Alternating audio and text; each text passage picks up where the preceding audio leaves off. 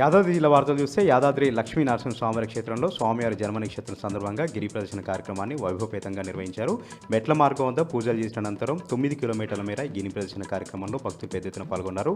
వేకోజామునే దాదాపు వేలాది మంది భక్తులు గిరి ప్రదర్శనలో పాల్గొని తమ భక్తిభావాన్ని చాటుకోవడం జరిగింది.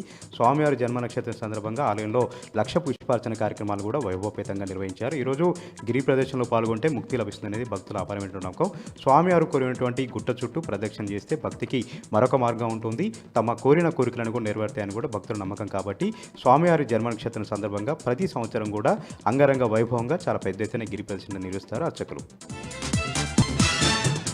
ఇక మరొక వార్త విషయానికి వస్తే నల్గొండ జిల్లా శాలిగోరారం మండలం పెరకకొండార గ్రామంలో కల్తీ కళ్ళు ఒక్కసారిగా కలకలం రేపింది. ఈరోజు ఉదయాన్నే కళ్ళు తాగినటువంటి దాదాపు 7 వింత చేష్టలతో అక్కడ అస్వస్థతకు గురై ఒక్కసారిగా గ్రామంలో అక్కడ పడిపోవడం జరిగింది. దీంతో గ్రామస్తులందరూ కూడా వారిని సమీపంలోని నకరికల్ ప్రభుత్వ ఆసుపత్రి నుంచి వైద్యం చేస్తూ ఉన్నారు. ఇప్పటివరకు కూడా ఆ 7 వింత చేష్టలతో వాళ్ళందరూ కూడా మతిస్థిమితం లేనట్టుగా వ్యవహరిస్తున్నట్టుగా కూడా డాక్టర్లు చెప్తూ ఉన్నారు. కళ్ళులో ప్రమాదకరమైనటువంటి రసాయనాలు కలపడం వల్లే కల్తీ కళ్ళు కావడం వల్లే వీళ్ళందరూ కూడా అస్వస్థతకు గురయ్యారని కూడా డాక్టర్ చెప్తా ఉన్నారు. ఈ ఘటన పట్ల సీరియస్గా తీసుకుంటామంటే జిల్లా కలెక్టర్, జిల్లా ఎస్పీ గ్రామంలో విచారణ చేపట్టారు. కల్తీకలు ఏ విధంగా జరిగింది, ఎన్ని రోజులుగా ఈ కల్తీకలు వ్యవహారం జరుగుతుందని కూడా పూర్తిగా లోతుగా విచారణ చేస్తున్నారు.